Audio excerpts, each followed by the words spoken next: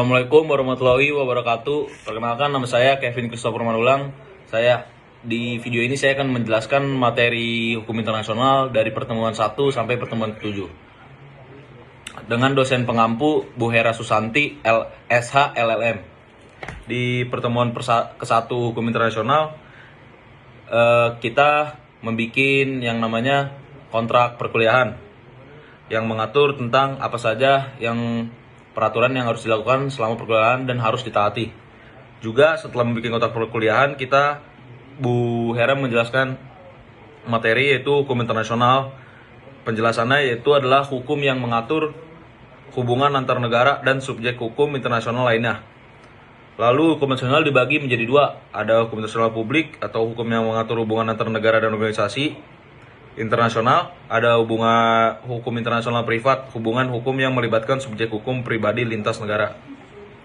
Lalu selanjutnya ada ruang lingkup hukum internasional publik, yaitu hukum laut internasional, hukum udara internasional, hukum diplomat. Manfaat hukum internasional itu bagi suatu negara ada menjamin ketentuan dan kepastian dalam hubungan internasional. Lalu ada manfaatnya bagi Indonesia, ada manfaat hukum internasional bagi Indonesia, yaitu menjadi acuan dalam penyelesaian sengketa batas wilayah. Lalu ada organisasi juga, organisasi internasional, contohnya seperti PBB, yaitu yang dibentuk pada Perang Dunia II melalui Perjanjian Westphalia tahun 1648. Perjanjian Westphalia juga sebagai salah satu perjanjian yang dianggap sebagai awal sistem negara berdaulat dalam hukum internasional.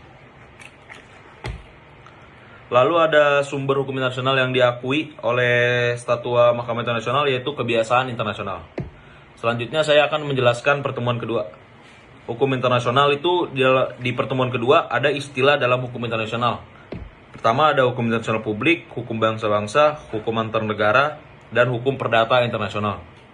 Yang kedua, hubungan internasional, yaitu ada istilah-istilahnya juga, yaitu negara sebagai subjek utama, organisasi internasional seperti PBB, UN, WHO, WTO, ada individu, ada pemberontak, ada Vatikan, ada perusahaan.